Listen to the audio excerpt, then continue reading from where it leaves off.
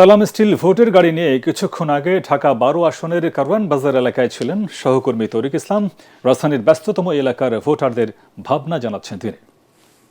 সালাম স্টিল ভোটের গাড়ি নিয়ে এখন আমি রয়েছি ঢাকা 12 আসনের কারওয়ান বাজার এলাকায়। আপনি জানেন এই বাজারটি রাজধানীর অন্যতম গুরুত্বপূর্ণ একটি পাইকারি বাজার এবং এই এলাকার বড় সমস্যা চাঁদাবাজি ও মাদক।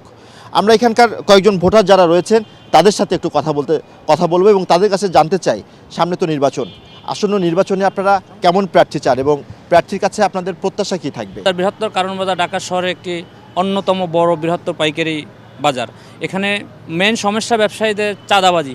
আমরা এমন এক নেতা চাই যিনি নির্বাচিত হলে চাঁদাবাজি একদম শতভাগ বন্ধ হবে। সে হিসাবে আমরা এই এলাকার সাধারণ জনগণের মনের চাওয়া পাওয়া একটাই, এখানে সাইফুল আলম নীরব সাহেব এখানে এমপি নির্বাচিত হলে সকলেরই আশা এখানে চাঁদাবাজি একদম শতভাগ বন্ধ হবে। আর এখন আমরা শুনতে পাচ্ছি এখানে একজন ইম্পোর্টেড নেতা যাকে শতকরা 90% ভোটাররা চিনে না, যে সাইফুল হক, ওনাকে এখানে মনোনীত করা হয়েছে।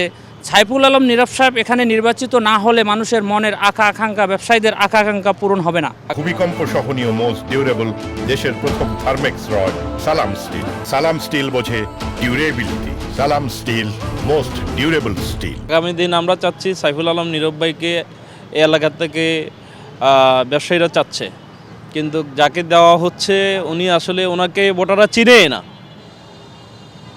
আমরা চাই এই সাইফুল আলম নীরব ভাইকে এই এলাকা থেকে পুনরায় নমিনেশনটা দেওয়ার জন্য।